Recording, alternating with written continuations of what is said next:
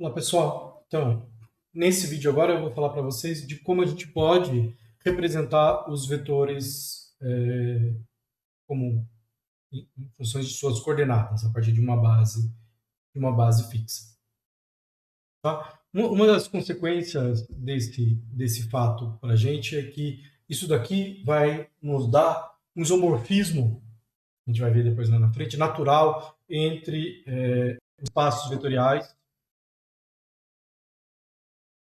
e os espaços de coordenadas. De alguma maneira, os espaços de coordenadas são todos os espaços vetoriais, a menos do isomorfismo. Esse teorema vai estar no próximo capítulo, no teorema de classificação dos espaços vetoriais, mas para poder fazer isso a gente precisa representar os vetores em coordenadas. Uma das coordenadas é uma coisa meio mágica, meio amaldiçoada, né? Quer dizer, ao representar uns vetores em coordenadas, nós ganhamos capacidade de realizar conta com os vetores, de multiplicar por matrizes, ver os vetores como colunas, somar, dividir, multiplicar.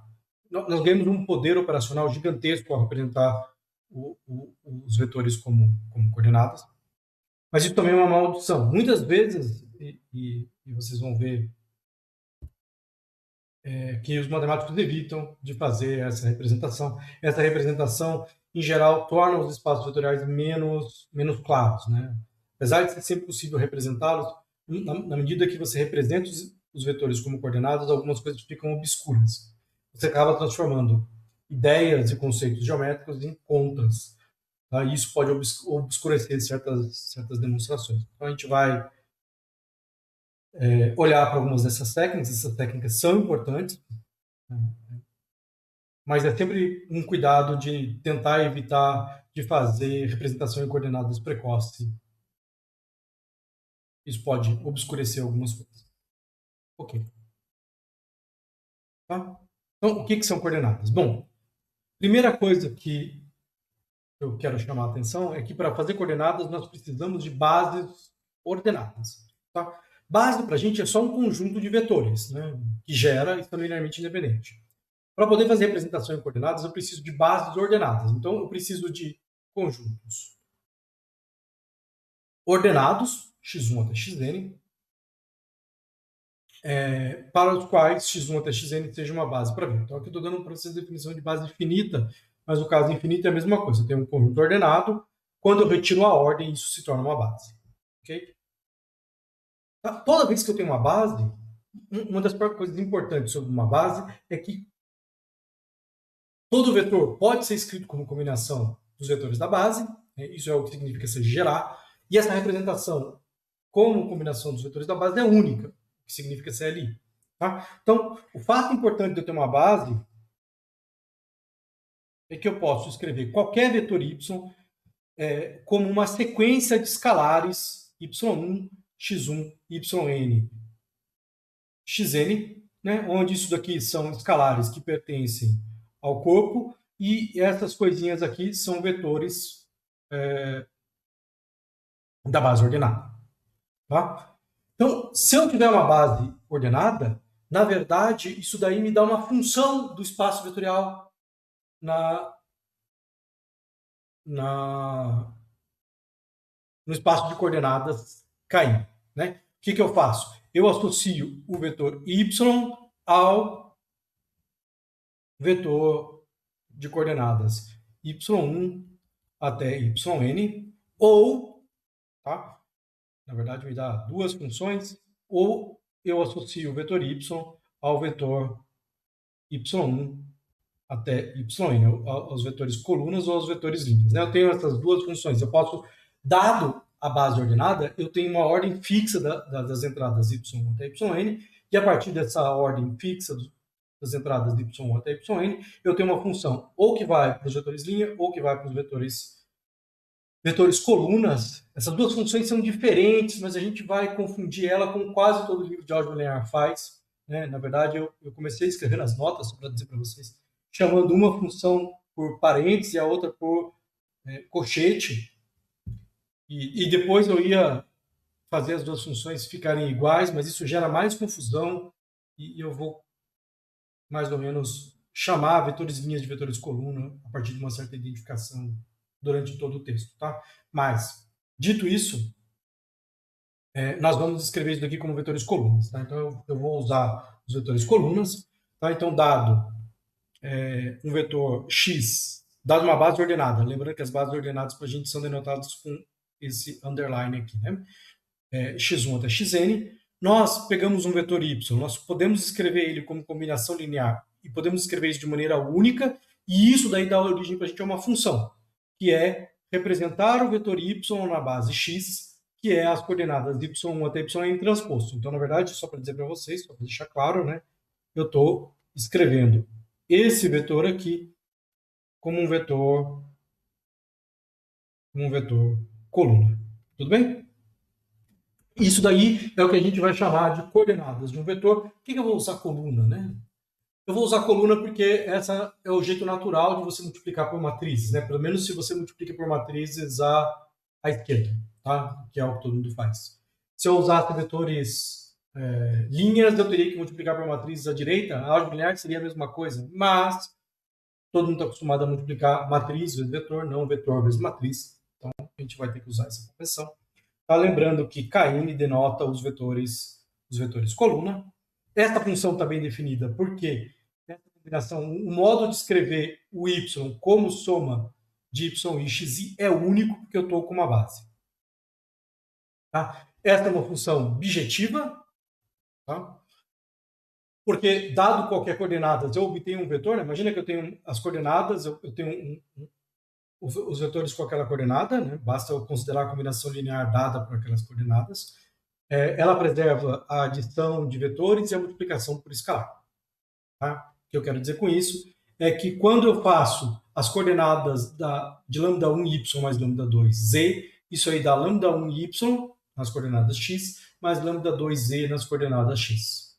Tá? Para todos os lambda 1 e lambda 2 pertencentes a k, y e z pertencente a v. Tá?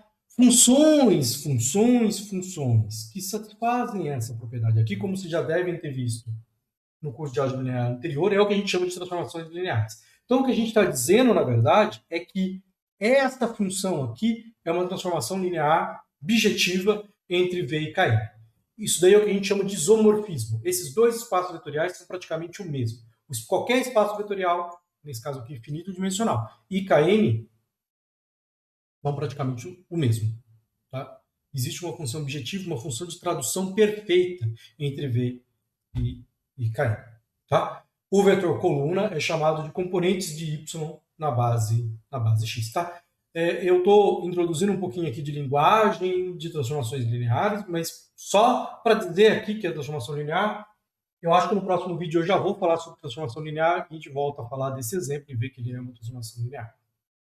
Exemplos, tá? Então, vamos pegar o espaço das matrizes 2×2 sobre um corpo e vamos considerar uma base que é dada por essas quatro matrizes que estão aqui, né? A1 é a matriz que tem zeros e uns nessa posição, A2 tem 0, 1 e menos 1, A3 é 1, 0, 0, 1 e A4 é 1, 0, 0, menos 1. Tá? É um exercício de álgebra linear básica, verificar que isso aqui é uma base ordenada. Tá? E, em particular, quando você vai verificar que isso aqui é uma base ordenada, você verifica que qualquer matriz, na verdade eu estou provando que isso aqui é uma base ordenada, porque ele tem a dimensão certa e eu consigo escrever qualquer matriz A1, A2, 1, A1, 2, A2, 2 como essa combinação linear de A1, 2 mais A2, 1 sobre 2, A1 mais A1, 2 menos A2, 1 sobre 2, A3, e assim. Achei dois erros, isso aqui é 2. Mais A1, 1, A2, 2 sobre 2, A3, A1, 1 menos A2, 2 sobre 2, A4. Tá? Do fato de eu conseguir representar qualquer matriz como combinação linear das matrizes A1, A2, A3 e A4, isso me diz que nessa base, essa matriz aqui tem como componentes esses vetores aqui. Tá? Então, isso daqui são as componentes desse vetor na base A, onde a base A é dada pelos vetores A1, A2, A3 e A4. Ok. Tá? Vocês também viram no curso anterior de vocês que se eu tenho duas bases, uma coisa importante é fazer mudança de base, né? Se eu tenho um vetor representado numa base, eu tenho um vetor representado numa outra base, uma pergunta importante é como que eu faço para relacionar essas duas representações? Já viram também que isso é dado por uma matriz mudança de base. Essa matriz mudança de base, eu primeiro vou definir a matriz mudança de base, depois eu vou provar que ela é realmente a matriz mudança de base. Na verdade, essa matriz é definida fazendo a conta. E essa matriz, né, imagina que eu tenho duas bases, né, duas bases ordenadas, x1 até xn e y igual a y1 até yn, duas bases de V. Eu vou denotar a matriz que muda da base y para a base x. Eu vou usar essa notação com flash aqui. E eu tenho que chamar a atenção para vocês sobre isso, é um pesadelo. Tá? Metade dos livros de álgebra linear chama a matriz mudança de x para y da coisa que a outra metade chama de mudança de x para y. É a vida. Então, eu não tenho o que fazer, eu já briguei com isso. Tá? Eu vou tentar deixar claro usando essa notação de flechinha. Tá? Quem estudou pelo livro do Jerônimo também vai ver que ele usa a mesma notação de flechinha. É uma tentativa de uma escola moderna de tentar deixar claro o que está acontecendo. Que eu estou mudando da base de y para a base de x. Tá? Essa matriz é dada do seguinte modo. E eu vou aproveitar para introduzir uma outra notação que nós vamos usar frequentemente. Eu vou escrever o vetor y na base x, então isso aqui vai me dar um vetor coluna. Tá? Essa notação barra, que significa que eu estou pegando esse vetor coluna, botando ele do lado do vetor coluna, botando do outro lado do vetor coluna, botando do lado do vetor coluna. Tá? Então, isso daqui, na verdade, é uma matriz, porque aqui eu tenho um vetor coluna, outro vetor coluna, outro vetor coluna, outro vetor coluna. Então, isso aqui é uma notação para a gente representar uma matriz formada por blocos de vetores colunas. Tudo bem? Essa notação está melhor explicada no apêndice das notas de aula. Só para chamar a atenção que a iésima coluna dessa matriz daqui é o vetor yi na base x. Tá? E agora nós temos o resultado que justifica essa matriz. A multiplicação pela matriz mudança de y para x induz uma aplicação de kn a kn que conecta as componentes na base x e as componentes na base y. Do seguinte modo, teorema da mudança de base. Tá? Então, se eu tenho um vetor v na base y, tá? Quando eu aplico, multiplico isso daqui, veja, isso aqui então pertence a kn, porque isso aqui é uma componente. E eu multiplico por uma matriz, que nesse caso é n por n, isso aqui vai me dar um outro vetor em kn, que é o vetor... kn, eu estou usando coluna, né? Kn. Tá? Então, eu tenho um vetor coluna, multiplico por uma matriz, obtenho um outro vetor coluna. Tá? Esse vetor coluna que eu obtenho são o vetor que tem as componentes do vetor z na base x. Então, se eu pego as componentes do vetor z na base y e multiplico ele por uma matriz, eu obtenho as componentes do vetor z na outra base. Tá? Esse teorema, na verdade, tem muita importância por duas... E, na verdade, ele motiva duas coisas interessantes. Né? Ele motiva a multiplicação de matriz, na verdade, dá um significado para a multiplicação de matriz como mudança de base. E depois, lá na frente, ele vai mostrar para a gente que multiplicação por matriz também são transformações lineares. Então, ele vai relacionar todas essas coisas aí. Bom, então a gente vai fazer a demonstração desse teorema, como eu disse para vocês, é um teorema importante. E a demonstração que a gente vai dar, que eu vou apresentar aqui para vocês agora, particularmente, é uma demonstração extremamente elegante.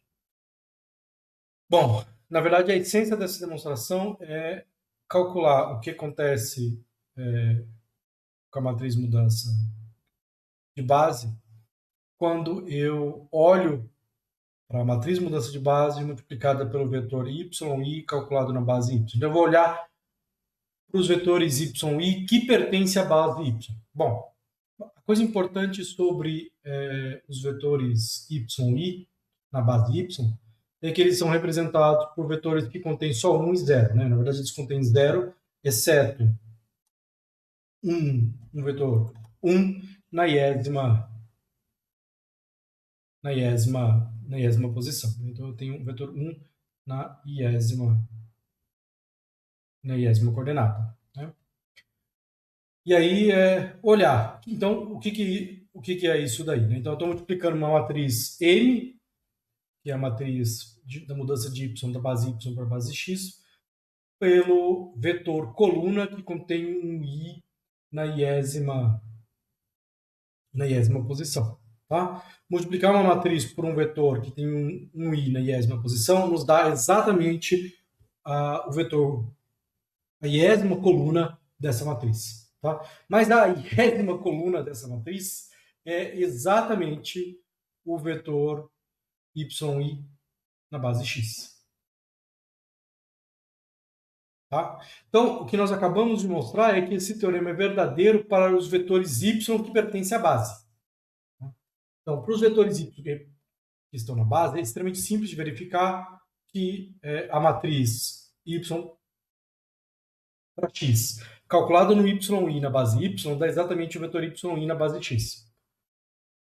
Bom, mas nós já observamos que essas funções, né, as funções que representam na base y e representam na base x, preservam a adição e multiplicação por escalar. Tá? Também multiplicar por uma matriz preserva a multiplicação e a adição por escalar. E assim, como qualquer vetor y é uma combinação linear dos vetores na base y, nós concluímos que essa matriz de yx calculada em qualquer vetor z, que é uma combinação dos y's, essa combinação vai poder sair para fora daqui, vai poder sair para fora daqui, vai dar exatamente a combinação que deveria dar dos vetores z na base x. O que nós estamos fazendo, na verdade, é usar fortemente a linearidade. Então, essa demonstração calcula nos vetores da base e usa fortemente a linearidade. O fato dessas coisas serem transformações lineares. Isso aqui já mostra para a gente, já serve como motivação de por que as transformações lineares são importantes.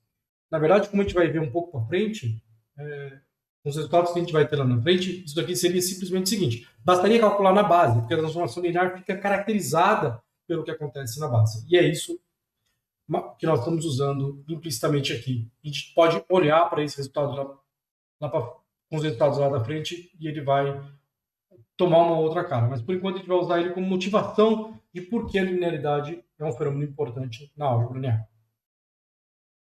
Tá? A mudança de base, na verdade, associada à mudança de base, nós temos um diagrama comutativo muito bonitinho, que é o seguinte: imagina que eu tenho um espaço vetorial V, certo? Quando eu escolho uma base Y, isso daqui me dá uma bijeção, na verdade me dá um isomorfismo para os vetores coluna Kn aqui.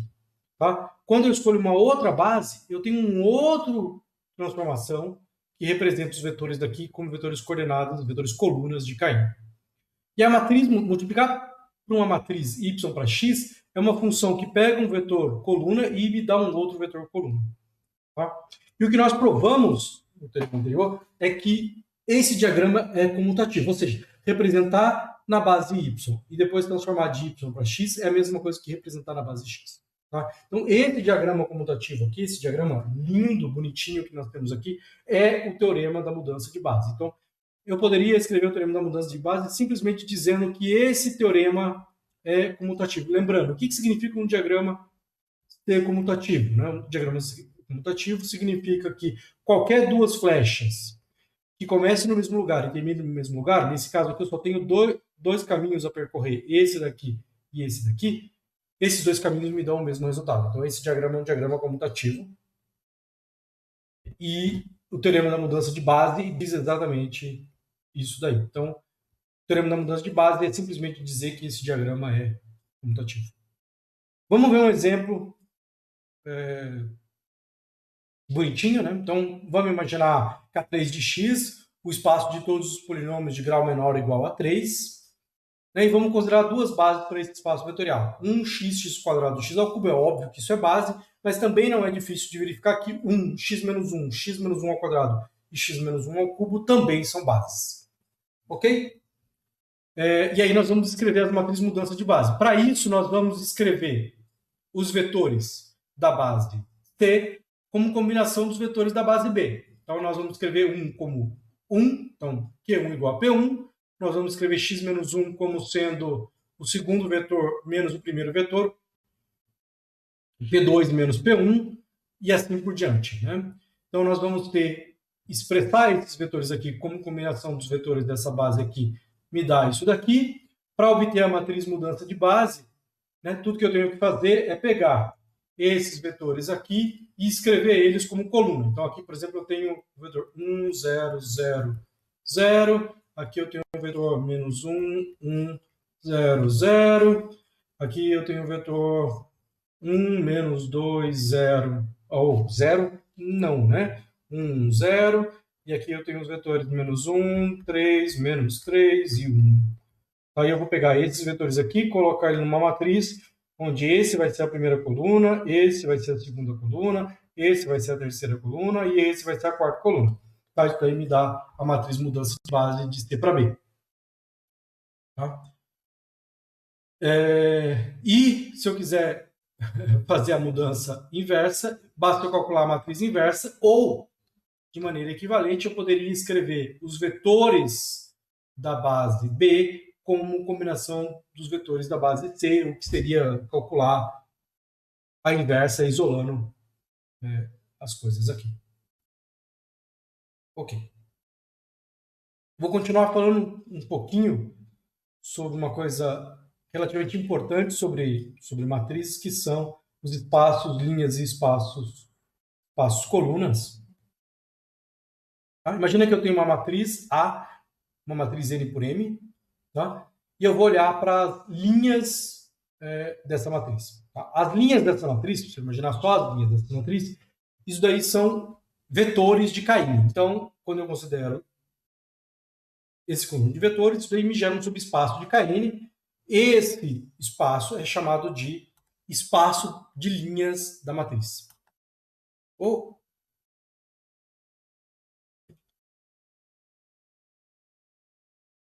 Tá? E ele vai ser denotado por espaço de linhas das matrizes. Enquanto que se eu olhar para as colunas vão ser vetores em Km e eles vão me gerar o que a gente chama de espaço coluna das matrizes. Então, dado uma matriz, eu tenho uma matriz aqui, se eu considero esses vetores linhas aqui e considero o subespaço gerado por esses vetores, isso que é o espaço das linhas, se eu pego uma matriz e considero os vetores colunas dessa matriz, isso daqui vai me gerar um espaço que é o espaço dos vetores coluna. Interessante é que o espaço dos vetores linhas está em Km, enquanto que o espaço dos vetores colunas está em Km, né? Necessariamente, de qualquer modo, eles não estão no mesmo espaço, porque um são espaços de linhas, outros são espaços de coluna, mas ainda por cima a dimensão deles são diferentes, né? Um espaço n-dimensional, o outro um espaço m-dimensional. E a dimensão desses espaços é o que a gente chama de posto por linha e posto por coluna. Tudo bem? A gente vai denotar isso por rank por linha, para a dimensão por linha, e rank por coluna, o espaço, a dimensão do espaço de colunas de uma matriz. Tudo bem? É importante observar que esses dois números são dimensões de espaços vetorais distintos, realmente distintos, e tudo demais. Tá? Apesar disso, né, o resultado importante, um dos resultados importantes do ponto de vista de aplicação de álgebra linear, é que esses dois postos, essas duas dimensões são iguais. Tá? Veja, isso daqui está conectando espaços diferentes, né? Espaço de vetores linha com espaço de vetor coluna, um n-dimensional, outro m-dimensional, mas mesmo assim você tem essa igualdade, ok? Esse é o objetivo dessa seção, é provar que o posto por linha e o posto por coluna de uma matriz são iguais. Tá? Então, primeiro fato que a gente vai precisar para isso é a seguinte proposição, que realizar operações elementares por colunas não afeta o posto por linha, enquanto que realizar operações elementares por linha não afeta o posto por coluna de uma matriz. Tá? Então, As operações elementares, quando realizadas, não alteram ou posto por linha ou posto por coluna. Tá? Se você não se lembra o que são as operações elementares por linha e por coluna, de novo, dê uma olhada no apêndice das notas de aula, lá está definido, ou em qualquer livro de álgebra linear. Então, na verdade, a gente vai provar a primeira afirmação, porque as duas afirmações são muito similares, né? Beleza. Então, para provar a primeira afirmação, nós vamos interpretar algumas coisas do ponto de vista um pouco mais sofisticado, o fato de você ter multiplicação de matrizes por vetores, o que significa isso do ponto de vista de álgebra linear de verdade. Tá? Então, vamos supor que eu tivesse uma relação de dependência linear entre as linhas de uma matriz. O que significa isso? Significa que eu tenho um modo de combinar essas matrizes, multiplicando por alguns números, de modo a obter o vetor zero. Isso é equivalente a, existe um vetor V, tal que quando eu faço V por A, isso aqui dá zero. Tá? O vetor V é o vetor de coeficientes que eu estou fazendo a combinação das linhas. Tudo bem? Então, nós temos então essa primeira coisa. Relação de dependência linear se manifesta como existência de um vetor V, tal que V vezes A é igual a zero. Tá? Se eu tenho uma matriz elementar, e eu tenho que B é A vezes a matriz elementar, uma coisa importante é que quando eu calculo esse V vezes B, isso daqui vai ter que ser igual a V vezes AI, né? Porque essas duas matrizes são equivalentes e tudo demais. E se isso daqui fosse zero, então, o fato de eu ter VB igual a zero, né, eu ter essa relação entre as linhas da matriz B, tá, e o fato de eu ter essa matriz de elementar E aqui, me diria que VA seria igual a VB E a menos 1, tá? Multiplicando por E a menos 1 dos dois lados dessa igualdade aqui. E isso daqui teria que ser zero. Tá? Então, se o conjunto de linhas por A for linearmente independente, o conjunto de linhas correspondentes por B também será linearmente independente e vice-versa. Tá? Ou seja, nós provamos que A e B têm o mesmo posto por coluna. Vou tentar... Essa é uma demonstração extremamente bonitinha e eu vou tentar explicar ela de uma maneira um pouco mais intuitiva antes da gente prosseguir. Tudo bem? Bom, imagina que eu tenho os vetores EI, são os vetores da base padrão de Cayley. Né? Como a iésima linha de A é dada pela multiplicação de EI por A, então nós temos uma descrição do espaço linha do seguinte modo. Né? O espaço linha de A é o espaço gerado por E1 de A, E2 de A e EN de A. Executar uma operação de coluna elementar é equivalente a multiplicar A à direita por uma matriz elementar. Portanto, o espaço de linha de AE é E de AE e N de AE, né? Porque esse é um jeito de explicitar aqui um espaço de linha.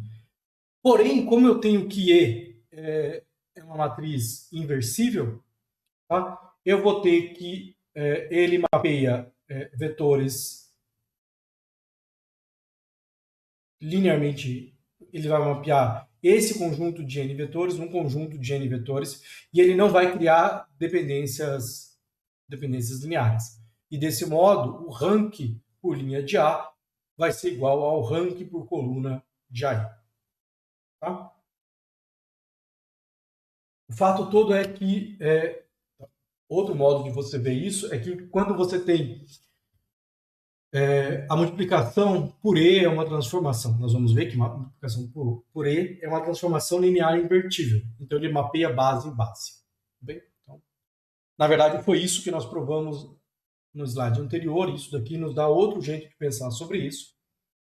Isso daqui nos dá uma equivalência entre vetores linhas, entre posto linha de A e o posto linha de A multiplicado por uma matriz elementar. Tá? A demonstração da segunda afirmação, que tem a ver com o espaço de colunas, é completamente análoga a esse, não vou fazer.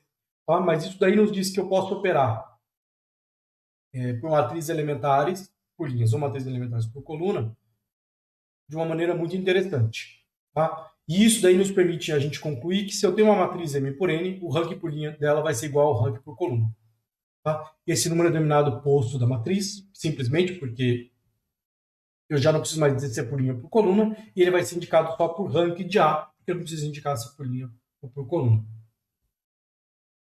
Alguns autores chamam esse resultado de um dos resultados de um dos teoremas fundamentais da álgebra linear. Ok? A nossa demonstração é simplesmente observar que eu posso reduzir a matriz A para a forma escalonada reduzida por coluna sem alterar o posto por linha, porque eu posso agir por matrizes elementares desse jeito. E por colunas. Depois nós podemos reduzir A para a forma escalonada por linha, sem afetar os postos. Então, agindo dessa maneira, eu vou obter uma matriz resultante que tem os mesmos postos por linha e coluna que A. Mas N é uma matriz com uns seguidos de zero na diagonal. Né? Porque nós vamos obter, no final, a forma escalonada reduzida dessa matriz. Tá? Consequentemente, nós vamos ter o mesmo número de uns por linhas e por colunas. Porque é isso que acontece na forma escalonada. Consequentemente, o rank por linha vai ser igual ao rank por linha da matriz M, que é igual ao rank por coluna da matriz M, que é igual ao rank por coluna da matriz A, como a gente queria. Ok.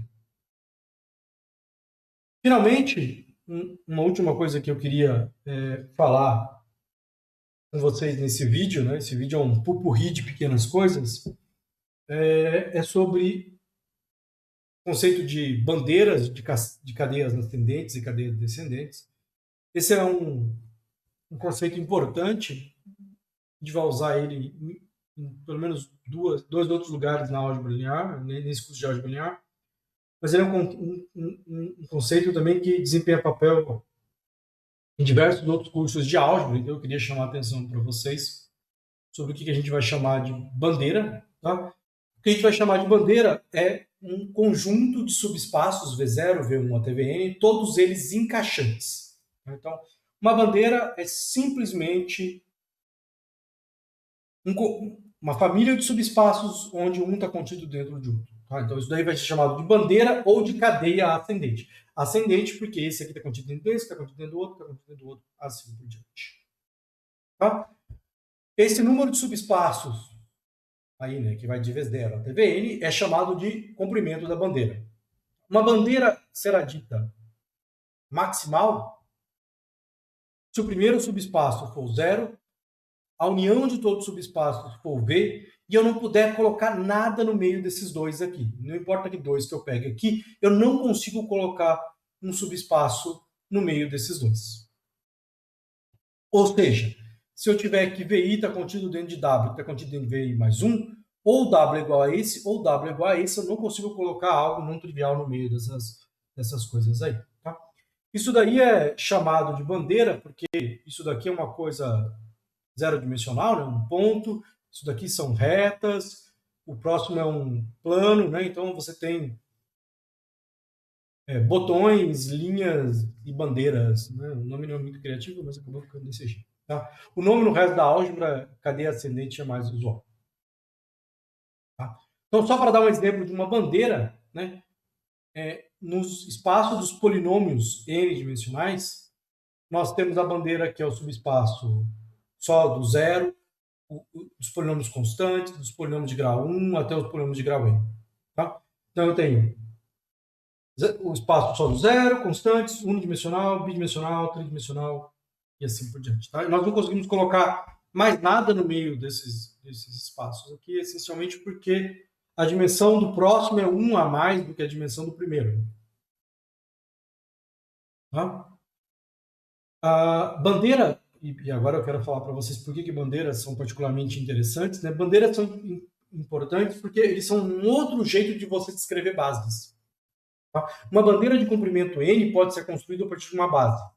E dado uma bandeira, eu consigo construir uma bandeira maximal, eu consigo construir uma base. Então, bases e bandeiras são jeitos diferentes de descreverem o mesmo fenômeno. Tá? De que maneira? Tá, imagina que eu tenho uma base ordenada, que eu estou denotando por E aqui, né? E1 até N. a partir disso daqui eu consigo descrever os seguintes espaços. Eu faço o V0 ser o zero e faço o VI ser o espaço gerado pelos vetores até EI, de 1 até I. Tá? Então, imagina aqui, eu vou dar um exemplo bem bobinho, né? R3, eu considero os vetores 1, 0, 0, né? Tem uma base ordenada aqui. O vetor 0, 1, 0, eu tenho o vetor 0, 0, 1, certo? Então, associado a isso, eu tenho a bandeira dado por isso daqui, aí eu tenho depois, né, o vetor 0, contido dentro do subespaço gerado pelo 1, 0, 0, que é a coordenada x, né? 1, 0, 0. Que está contido dentro do subespaço gerado pelos vetores 0. Opa! O subespaço gerado pelos vetores 1, 0, 0, 0, 1, 0. E isso aqui está contido dentro de V. Né? Então, o 0 está contido dentro do eixo X, que está contido dentro do plano XY, que está contido dentro de V. Isso daqui é um exemplo de uma bandeira construída a partir dessa base. Isso é uma bandeira maximal. Tá? Teorema. A dimensão de qualquer espaço vetorial é igual ao comprimento de qualquer bandeira maximal de V. Tá? Eu vou fazer para vocês a demonstração no caso de dimensão finita, mas o resultado vale também para o caso de dimensão infinita. Tá? Imagina que eu tenho uma bandeira maximal, então, V0, V1, Vn. Tá? E agora, a partir disso aí, eu quero construir uma base. Como que eu vou fazer isso? Eu vou pegar os vetores que estão no espaço VI, mas não estavam no espaço VI menos 1. Tá? Então, isso daqui vai me dar um conjunto de N vetores. Nós vamos mostrar que esse conjunto de vetores é uma base do espaço VI. Tá? Primeira coisa que a gente observa é que o subespaço gerado por E1 até EI-1 está contido em VI. Né? Se eu for até I-1, isso daqui está contido em VI. Tá? E, finalmente, depois eu tenho que o próximo vetor que eu vou pegar não está em VI. Tá? E, dessa forma, então, eu não consigo escrever esse vetor como combinação dos vetores anteriores, e isso daí nos dá que esses vetores são linearmente independentes para todos os Is. Falta, então, mostrar que esses vetores geram V, que a gente vai provar por indução. Né? Suponha, por hipótese indutiva, que os vetores até I-1 gerem VI-1. Né? Então, a gente vai olhar para I seja V', o subespaço gerado por E1 até I. Esse subespaço V' contém o VI-1, porque o VI-1 é o espaço gerado por E1 até EI-1. Como eu estou colocando uma coisa a mais, no pior dos casos vão ser iguais. Aí, então, nós temos duas hipóteses para acontecer. Ou esse subespaço aqui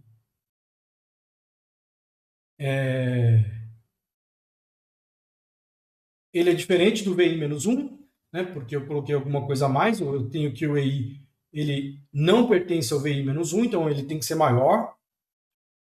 Como ele tem que ser maior, ele é dimensão 1 maior. Tá? Só nos resta, então, que esse subespaço, no fundo, tem que ser o próximo subespaço da cadeia ascendente. Esse subespaço V' tem que ser igual ao próximo VI. Bom, então, se nós temos uma bandeira maximal, então esses vetores aqui de E1 até En, com EI pertencente a VI, que pertence ao espaço VI, mas não pertence ao espaço VI-1, formam uma base de V, e dessa forma a dimensão de V é igual a E. Tá? Outro fato importante é que toda bandeira num espaço de dimensão finita pode ser estendida a uma bandeira maximal. No fundo, isso daqui é equivalente a dizer que eu posso completar para uma base. E, portanto, seu comprimento é sempre menor ou igual à dimensão de V. De fato, se continuarmos a inserir subespaços intermediários na bandeira, esse processo não pode continuar indefinidamente, porque o conjunto de vetores E1 até I, que pertence a VI e não pertence a VI-1, é um conjunto linearmente independente. Portanto, o comprimento de uma bandeira não pode exceder a dimensão de V. Dizemos que um espaço vetorial satisfaz a condição de cadeia ascendente, se for qualquer sequência de subespaços ascendentes que eu tiver, isso daí se estabiliza. Tá? Ou seja, existe um ponto, Wn, a partir do qual Wn igual a Wn mais 1, que é igual a Wn mais 2. Da mesma forma, dizemos que ele satisfaz a condição de cadeia descendente se eu pegar uma sequência de subespaços W1, depois que contém o W2, que contém o W3, bababá, essa sequência no final se estabiliza e eu passo a ter que todos os espaços são iguais. Né? Teorema. Né? Eu consigo caracterizar o fato de um espaço vetorial ter dimensão finita do seguinte modo. Tá? V tem dimensão finita, V tem uma bandeira maximal, V satisfaz a condição de cadeia ascendente, V satisfaz a condição de cadeia descendente. Tá? Se alguma dessas condições for satisfeita, meu espaço vetorial V tem dimensão finita. Ok? Tá. Então, nesse vídeo eu falei para vocês de um conceito extremamente importante, que é o conceito de coordenadas de matriz de mudança de base. E depois eu falei de alguns tópicos que não são tão centrais ao curso de álgebra linear, mas que de alguma maneira vão aparecer em um ou outro lugar lá para frente. Tá? Era só o que eu queria falar com vocês hoje. Fiquem bem.